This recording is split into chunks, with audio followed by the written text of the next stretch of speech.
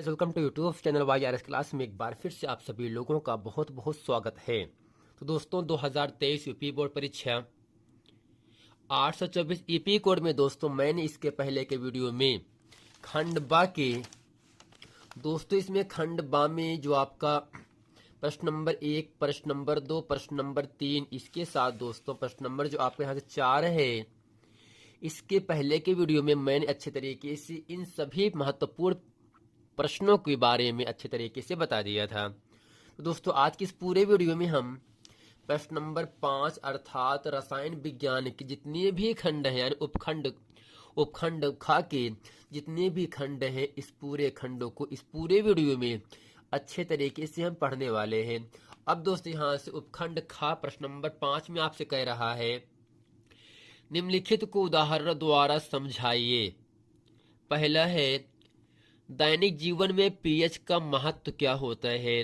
दोस्तों दूसरा है ऊष्माक्षेपी रासायनिक अभिक्रिया क्या है। दोस्तों हमें यहाँ से दैनिक जीवन में पीएच का महत्व क्या होता है और ऊष्माक्षेपी रासायनिक अभिक्रिया किसे कहते हैं, इन दोनों दोस्तों परिभाषाओं को हमें उदाहरण के सहायता से समझाना है।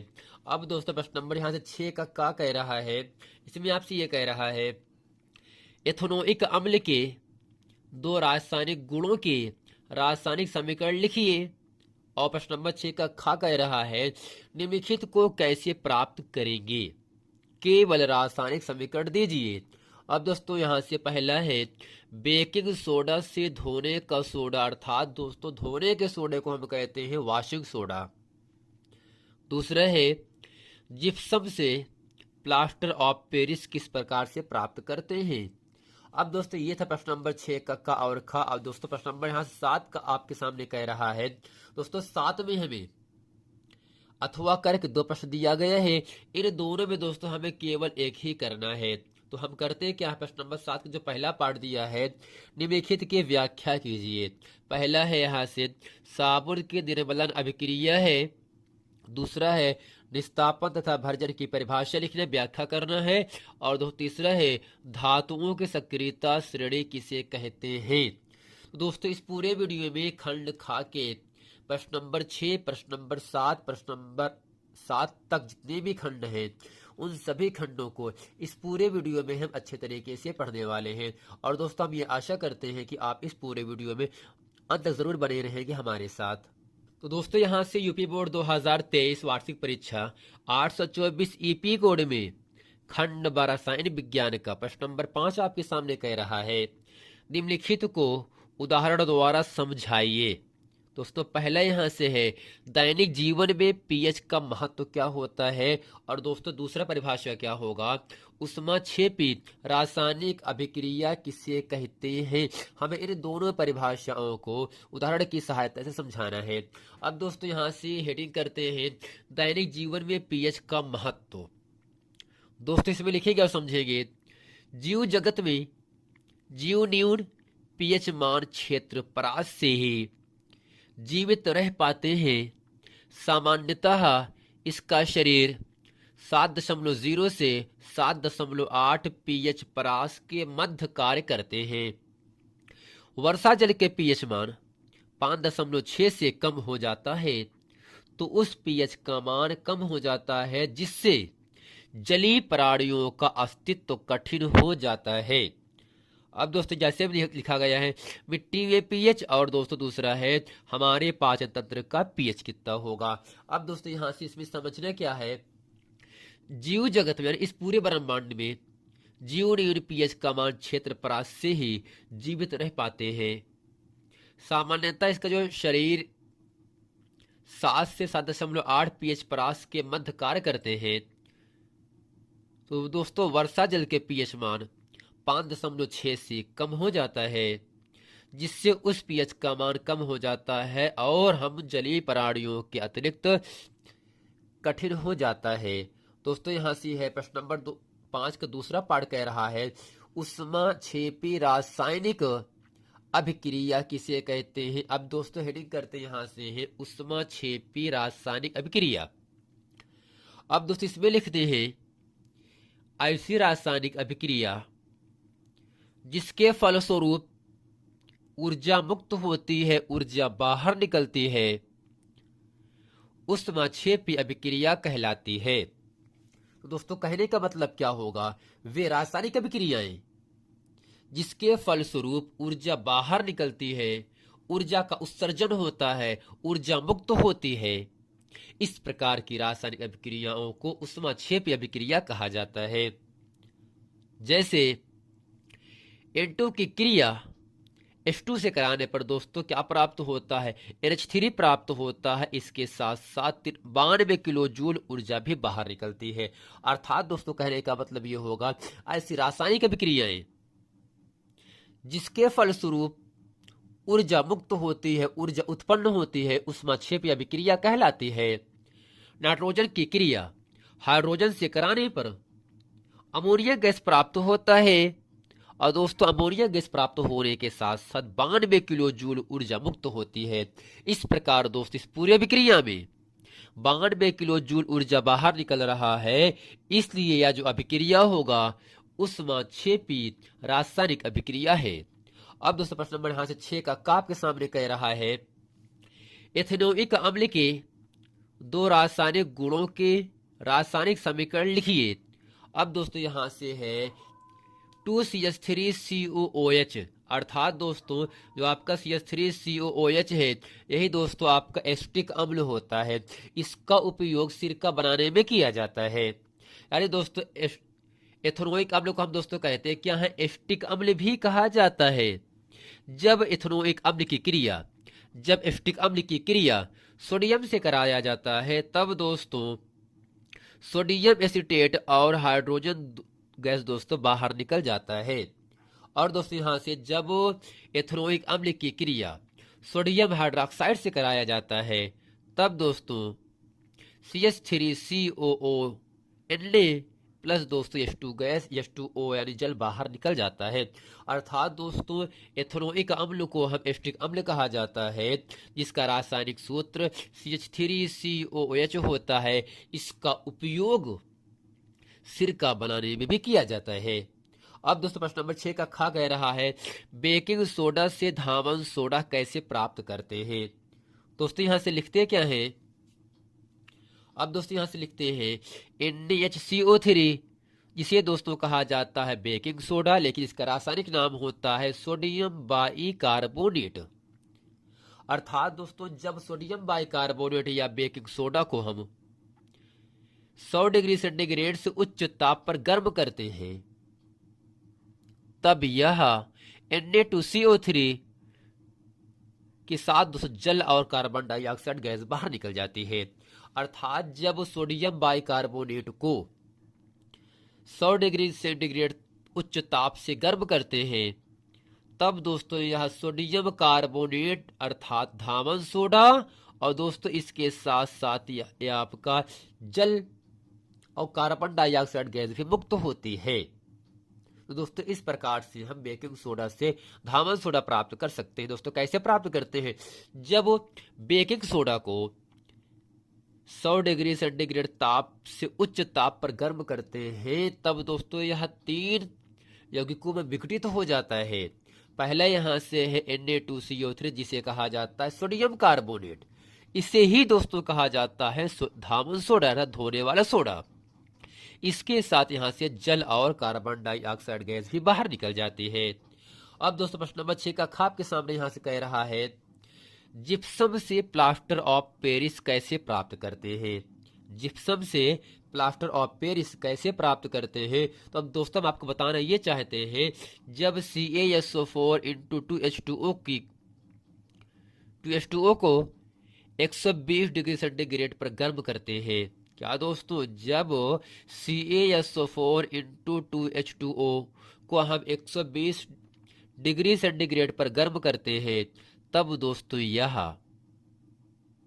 CaSO4 × ½ H2O जिसे दोस्तों कहा जाता है प्लास्टर ऑफ पेरिस, और दोस्तों इसके साथ ही 3/2 H2O जल बाहर निकल जाता है। अर्थात दोस्तों ये आपका जिप्सम का सूत्र होता है CaSO4 × 2H2O। जब जिप्सम को हम 120 डिग्री सेंटीग्रेड तक गर्म कर देते हैं, तब दोस्तों CaSO4 इंटू हाफ H2O, जिसे कहा जाता है plaster of Paris. Plaster of Paris बनने के साथ 3/2 H2O जल दोस्तों बाहर निकल जाता है। तो दोस्तों आशा करते हैं प्रश्न नंबर 5 का जो आपका 2 खंड है और प्रश्न नंबर 6 का और खा 2 खंड है, ये दोनों खंड अच्छे तरीके से आप लोगों को समझ में आ गया होगा। किससे कैसे क्रिया कराते हैं, क्या प्राप्त होता है और क्या बनता है। अब दोस्तों प्रश्न नंबर यहाँ से 7 आपके सामने कह रहा है। तो दोस्तों यहाँ से प्रश्न नंबर 7 में निम्नलिखित की व्याख्या करना है। पहला क्या है, साबुन की निर्मलन अभिक्रिया है। दूसरा है निस्तापन तथा भर्जन की परिभाषा लिखना, व्याख्या करना है। इसके साथ ही धातुओं की सक्रियता श्रेणी की हमें व्याख्या करनी है। यानी इन 5 परिभाषाओं को अच्छे तरीके से हम इस पूरे वीडियो में आप लोगों के सामने बताने वाले हैं। अब दोस्तों यहाँ से हेडिंग कर लेते हैं, साबुन की निर्मलन क्रिया। इसमें लिखते हैं और समझते हैं, साबुन के अणु ऐसे होते हैं जिनके दोनों सिरों के गुणधर्म विभिन्न होते हैं। अर्थात दोस्तों साबुन के जो 2 अणु होते हैं, उनके दोनों सिरों के जो गुणधर्म होते हैं, जो गुण होते हैं, जो विशेषताएं होती हैं, वह दोस्तों अलग होता है, विभिन्न होता है। जल में विलय, अर्थात दोस्तों ऐसे पदार्थ जो जल में घुल जाते हैं, जैसे मान लो नमक है, चीनी है, ये सब दोस्तों ऐसे पदार्थ होते हैं जो जल में घुल जाते हैं। अर्थात जो पदार्थ जल में घुल जाते हैं उन्हें विलेय पदार्थ कहा जाता है, और जो पदार्थ जल में नहीं घुलते हैं उसे अविलेय पदार्थ कहा जाता है। और जो दोस्तों घोलता है उसे विलायक कहा जाता है। जैसे चीनी को हम पानी में घोलेंगे तो पानी ने ही चीनी को घोल देगा। दोस्तों जो घोलता है वो आपका विलायक कहलाता है। जो घुलता है, जो घुल जाता है पानी में, उसे कहते हैं विलेय। और जो पानी में नहीं घुलता है उसे कहते हैं अविलेय पदार्थ। दोस्तों कहने का मतलब क्या होगा, साबुन के एक अणु इस प्रकार से होते हैं जिनके दोनों सिरों के गुणधर्म अलग अलग होते हैं। जल में विलेय एक सिरे को जलरावी कहते हैं। यानी जो दोस्तों जो भाग जल में, जो सिरा जल में घुल जाता है उसे जलरावी कहते हैं, तथा हाइड्रोजन में विलेय दूसरे सिरों के जल विरावी कहते हैं। तथा जब साबुन जल की सतह पर होता है, जब साबुन जल की संपर्क में होता है, तब उसके अणु अपने को इस प्रकार व्यवस्थित कर लेते हैं जिसका आयनिक सिरा जल के अंदर होता है, जबकि हाइड्रोजन पूंछ के जल के बाहर होते हैं। तो दोस्तों आशा करते हैं साबुन की निर्मलन प्रक्रिया अच्छे तरीके से आप लोगों को समझ में आ गया होगा। अब दोस्तों यहाँ से प्रश्न नंबर जो आपका दूसरा है, निस्तापन तथा भर्जन है।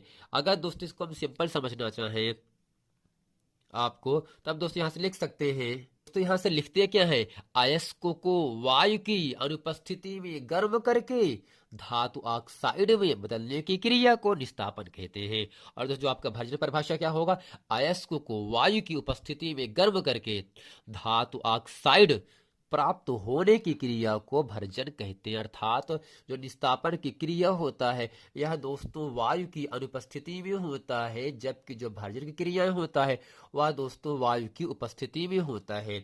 अब यहाँ से हेडिंग करते हैं निस्तापन का लिपिस। इसमें दोस्तों लिखते हैं, सांद्रित अयस्क को उसके गलनांक के नीचे ताप पर वायु की उपस्थिति या कम मात्रा में गर्म करके उसमें से नमी, हाइड्रोजन, जल तथा अन्य वाष्पशील पदार्थों को बाहर निकालने की क्रिया निस्तापन कहलाती है। अर्थात दोस्तों कहने का मतलब क्या होगा, सांद्रित अयस्क को उसके नीचे ताप पर वायु की अनुपस्थिति में गर्म करके नमी, हाइड्रोजन तथा जल, अन्य वाष्पशील पदार्थों को बाहर निकालने की जो क्रिया होता है उसे ही कहा जाता है निस्तापन। अर्थात निस्तापन की जो क्रियाएं होता है उसमें दोस्तों वायु को हम, अयस्क को हम वायु की अनुपस्थिति में गर्म करते हैं। अब दोस्तों यहाँ से उदाहरण के लिए लिखते हैं Al2O3 इंटू 2H2O। यह दोस्तों सूत्र होता है बॉक्साइड का। जब दोस्तों बॉक्साइड को हम उच्च ताप पर गर्म करते हैं तब दोस्तों Al2O3 और दोस्तों H2O का मतलब दोस्तों यह आपका क्या होगा, जल दोस्तों होता है। ठीक, क्या दोस्तों होगा आपका H2 हो गया, क्या है दोस्तों आपका जल है। अर्थात जब अयस्क को उसके गलनांक के नीचे ताप पर वायु की अनुपस्थिति में गर्म किया जाता है, तब दोस्तों गर्म करने में हाइड्रोजन तथा अन्य वाष्पशील पदार्थों को बाहर निकालने की जो क्रियाएं होता है, उसे ही दोस्तों कहा जाता है निस्तापन। जैसा कि दोस्तों इस पूरी प्रक्रिया में जल क्या होगा दोस्तों, आपकी नमी होगा, यह दोस्तों बाहर निकल जा रहा है, इसलिए यह जो क्रिया होगा दोस्तों निस्तापन की क्रिया होता है। अब दोस्तों हेडिंग यहां से करते हैं भर्जन। इसमें दोस्तों लिखते क्या है, सांद्रित अयस्क को अकेले या किसी अन्य पदार्थों के साथ मिला करके उसके गलनांक के नीचे वायु की नियंत्रित मात्रा की उपस्थिति में गर्म करने की क्रिया को भर्जन कहते हैं। अर्थात दोस्तों सांद्रित अयस्क को निम्न ताप पर वायु की उपस्थिति में गर्म करके धातु ऑक्साइड में बदलने की क्रिया को हम भर्जन कहते हैं। अर्थात दोस्तों यहां से आपका सल्फर डाइऑक्साइड है, सल्फर डाइऑक्साइड ये दोस्तों क्या होगा आपको सब यानी ओ लगा है ना, ये सब दोस्तों क्या होगा आपका ऑक्साइड होता है। यानी सांद्रित अयस्क को वायु की उपस्थिति में गर्म करके धातु ऑक्साइड में प्राप्त होने की क्रिया को दोस्तों हम भर्जन कहते हैं। दोस्तों यहां से फिर से समझ लेते हैं, सांद्रित अयस्क को अकेले या किसी अन्य पदार्थों के साथ मिला करके उसके गलनांक के जब नीचे वायु की नियंत्रित मात्रा की उपस्थिति में गर्म करते हैं, तब दोस्तों गर्म करने में यह ऑक्साइड बाहर निकल जाता है। इसलिए दोस्तों ये जो पूरी प्रक्रिया होता है भर्जन की प्रक्रिया कहलाता है। अब दोस्तों यहां से आपका 2Cu या FeS2 प्लस O2 जब दोस्तों दोनों को क्रिया कराया जाता है, तब दोस्तों Cu2S प्लस FeS और दोस्तों SO2 अर्थात सल्फर डाइऑक्साइड गैस बाहर निकल जाती है। अब दोस्तों यहां से प्रश्न नंबर 7 का अंतिम प्रश्न आपके सामने कह रहा है, धातुओं की सक्रियता श्रेणी किसे कहते हैं। अब दोस्तों इसमें समझ लेते हैं, धातुओं की वह श्रेणी जिसमें धातुओं को उनकी क्रियाशीलता के आधार पर अवरोही क्रम में अर्थात दोस्तों घटते क्रम में व्यवस्थित किया जाता है, रखा जाता है, धातुओं की सक्रियता श्रेणी कहलाती है। अर्थात दोस्तों कहने का मतलब क्या होगा, धातुओं की ऐसी श्रेणी जिसमें धातुओं को उनकी क्रियाशीलता के आधार पर, यानी कौन सा तत्व अधिक क्रियाशील है कौन सा कम है, इस प्रकार इन सभी तत्वों को उनके अवरोही क्रम में व्यवस्थित जब कर लेते हैं, तब दोस्तों जो श्रेणी प्राप्त होती है उसे ही कहा जाता है धातुओं की सक्रियता श्रेणी। तो दोस्तों आशा करते हैं इस पूरे वीडियो में प्रश्न नंबर 5, प्रश्न नंबर 6, प्रश्न नंबर 7 के जो 3 खंड हैं, धातुओं की सक्रियता श्रेणी, निस्तापन और भर्जन, साबुत की निर्वहन प्रक्रिया, अच्छे तरीके से इस पूरे वीडियो में आप लोगों को समझ में आ गया होगा। मिलते हैं दोस्तों नेक्स्ट वीडियो में, तब तक के लिए थैंक यू।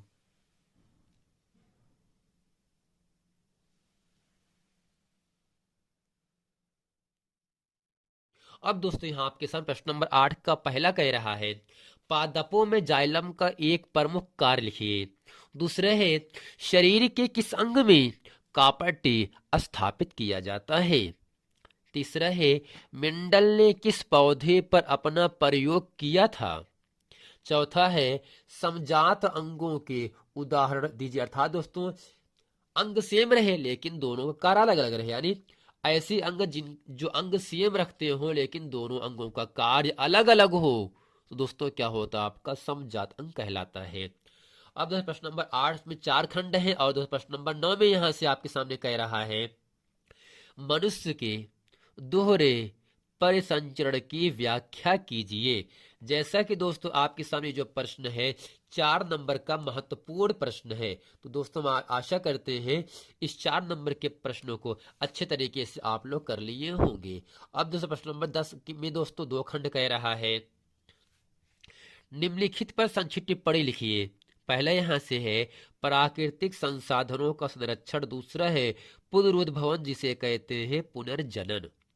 अब जो प्रश्न नंबर 11 आपके सामने यहां से कह रहा है, वृक्क में वृक्काणु की संरचना का वर्णन कीजिए, यह कैसे कार्य करता है। आइए दोस्तों चलते हैं इस पूरे वीडियो प्रश्न नंबर 8, प्रश्न नंबर 9, प्रश्न नंबर 10 और प्रश्न नंबर 11 में जितने भी खंड हैं उन सभी खंडों को अच्छे तरीके से इस पूरे वीडियो में पढ़ते हैं। और दोस्तों हम ये आशा करते हैं कि आप इस पूरे वीडियो को अंत तक जरूर बने रहेंगे। तो दोस्तों यहाँ से वार्षिक परीक्षा 2023 824 ईपी कोड उपखंड का जीव विज्ञान में प्रश्न नंबर 8 का पहला कह रहा है, पादपों का मतलब दोस्तों पेड़ पौधों में, पादपों में जाइलम का एक प्रमुख कार्य लिखिए। अब दोस्तों इसके उत्तर में यहां से लिखते हैं, जाइलम के कार्य हैं जल के वहन अर्थात जल को आदान प्रदान करना, अमीनो अम्ल का वहन, ऑक्सीजन व भोजन का वहन अर्थात दोस्तों जो आपका जाइलम का कार्य होता है वह जल का वहन, अमीनो अम्ल का वहन और ऑक्सीजन व भोजन का वहन करता है। अब दोस्तों प्रश्न नंबर दूसरा है, शरीर के किस अंग में कॉपर टी स्थापित किया जाता है। दोस्तों इसके उत्तर में लिखते हैं, कॉपर टी एक छोटा सा अंतर्गर्भाशयी उपकरण है जो प्लास्टिक और तांबे से निर्मित होते हैं, बने हुए होते हैं। अर्थात दोस्तों जो आपका कॉपर टी होता है या दोस्तों प्लास्टिक और तांबे से बना होता है और इसे महिला के गर्भाशय में डाला जाता है। कॉपर टी स्त्रियों के गर्भाशय में बनने वाले अंडे को पुरुष के शुक्राणु से निषेचित होने नहीं देती है, इस प्रकार कॉपर टी स्थापित होता है। अर्थात दोस्तों कहने का मतलब क्या होगा, शरीर के किस अंग में कॉपर टी स्थापित किया जाता है। तब दोस्तों शरीर में स्त्री के गर्भाशय में कॉपर टी स्थापित किया जाता है। यह दोस्तों तांबे और प्लास्टिक से निर्मित हुए रहते हैं। अब दोस्तों प्रश्न नंबर यहाँ से 8 का तीसरा कह रहा है, मेंडल ने अपना प्रयोग किस पौधे पर किया था। तो दोस्तों इसका उत्तर क्या होगा, मेंडल ने अपना प्रयोग सबसे पहले दोस्तों किस पर किया था, मटर के पौधे पर किया। अर्थात मेंडल ने अपना प्रयोग मटर के पौधे पर किया। प्रश्न नंबर दोस्तों यहाँ से 8 का चौथा खंड कह रहा है, समजात अंगों के उदाहरण दीजिए। अब दोस्तों यहाँ से इसको उत्तर में लिखते हैं, घोड़े का अग्रपाद तथा मनुष्य के अग्रपादों में पाए जाने वाली अस्थियों की अवयव प्रायः समान होते हैं किंतु इनके कार्य भिन्न हैं, अलग अलग होते हैं। अर्थात दोस्तों कहने का मतलब क्या होगा, घोड़े का अग्र का पाद यानी आगे वाला पैर, मनुष्य के जो आगे वाला पैर होता अगला पैर होता है, इन दोनों में पाए जाने वाले अस्थियों के अवयव प्रायः अक्सर समान होते हैं, जबकि इन दोनों के कार्य अर्थात घोड़े के अग्रपाद और मनुष्य के अग्रपादों में जो पाए जाने वाले अस्थियों के जो कार्य होते हैं वह दोस्तों अलग होते हैं। यही दोस्तों क्या होगा, समजात अंगों का उदाहरण हो जाता है। अब प्रश्न नंबर 9 आपके सामने यहां से कह रहा है, मनुष्य के दोहरे परिसंचरण की व्याख्या कीजिए। अब दोस्तों इसके उत्तर में यहां से लिखते हैं, ग्रहण किए पदार्थों को शरीर की प्रत्येक कोशिका तक पहुंचाने तथा वहां पर उत्पन्न अतिरिक्त पदार्थों को निश्चित स्थान तक पहुंचाने की क्रिया को संवहन या परिवहन कहते हैं। अर्थात दोस्तों जब हम भोजन कर लेते हैं तब पूरा पदार्थ शरीर की प्रत्येक कोशिका तक पहुंचाने तथा वहां पर उत्पन्न अतिरिक्त पदार्थों को नियंत्रित स्थान तक ले जाती है और दोस्तों इस क्रिया को हम संवहन या परिवहन कहते हैं। अब दोस्तों में लिखते हैं और समझते हैं, पदार्थों का संवहन नहीं होता है बल्कि अपशिष्ट पदार्थों को भी शरीर में ऐसे स्थान पर पहुंचाया जाता है जहां से उन्हें बाहर निकाला जा सकता है। अर्थात दोस्तों ऐसे भोजन जो शरीर के अंदर जाते हैं लेकिन पचते नहीं हैं और उनको हम बाहर कर देते हैं गुदाद्वार की सहायता से। तब दोस्तों उससे पदार्थ क्या होते हैं, आपके अपशिष्ट पदार्थ हो, जैसे दोस्तों आपके यहाँ से पसीना है ना, या दोस्तों क्या होता है शरीर से बाहर निकलता है या भी दोस्तों क्या होगा आपका अपशिष्ट पदार्थ है, यानी पदार्थों का संवहन नहीं होता, जबकि अपशिष्ट पदार्थों को भी शरीर में ऐसी जगह पर पहुंचा देना जहां से उन्हें हम गुदाद्वार से बाहर कर सकते हैं, वह दोस्तों क्या होगा, आशा करता हूं इसको आप अच्छी तरह समझ रहे होंगे। इसको बाहर करते हैं। अब दोस्तों यहां से अगला है, जिस परिवहन तंत्र में संवहन माध्यम रुधिर होता है उसे रुधिर परिवहन तंत्र कहते हैं। अर्थात दोस्तों जिस परिवहन तंत्र में संवहन रुधिर होता है, यानी ले जाने का कार्य अगर रुधिर करता है तो उससे रुधिर परिवहन तंत्र कहते हैं।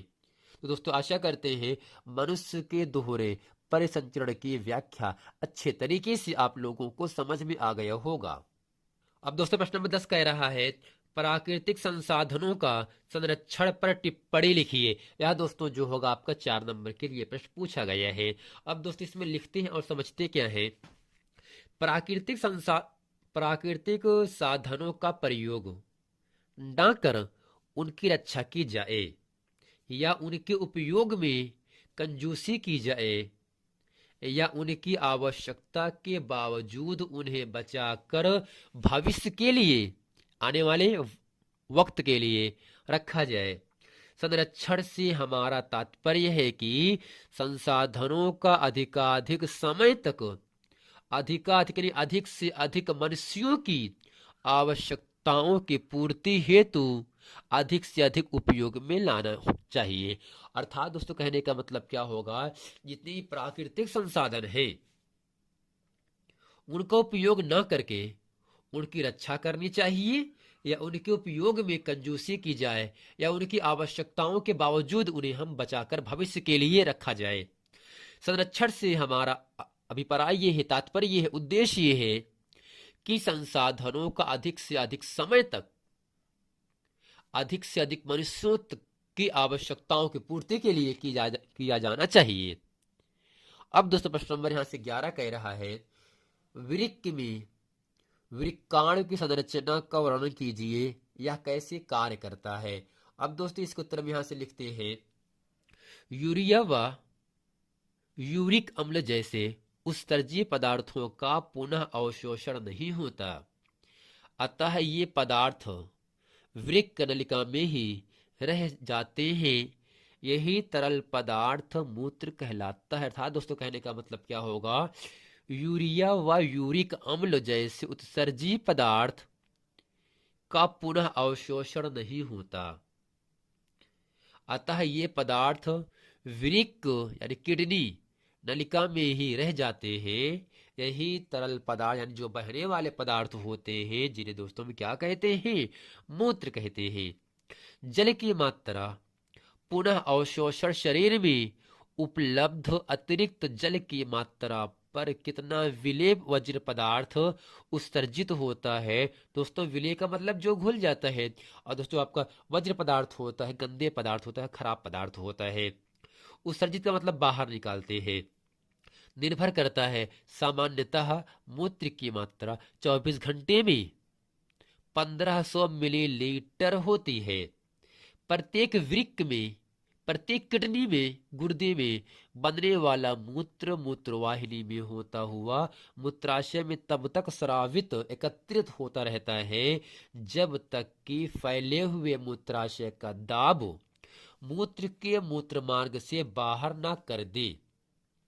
मूत्राशय पेशी होता है, अतः यह तंत्रिका नियंत्रण में है, अतः हम प्रायः मूत्र निकासी की क्रिया को नियंत्रित कर लेते हैं। तो दोस्तों आशा करते हैं वृक्क का कार्य किस प्रकार होता है और यह किसका उत्सर्जन करता है अच्छे तरीके से आप लोगों को समझ में आ गया होगा। इसके साथ दोस्तों जो आपका प्रश्न नंबर यहाँ से 10 है, प्राकृतिक संसाधनों का संरक्षण हमें किस प्रकार से करना चाहिए, इन सब महत्वपूर्ण परिभाषाओं को अच्छे तरीके से आप लोगों को समझ में आ गया होगा। मिलते हैं दोस्तों नेक्स्ट वीडियो में, तब तक के लिए थैंक यू।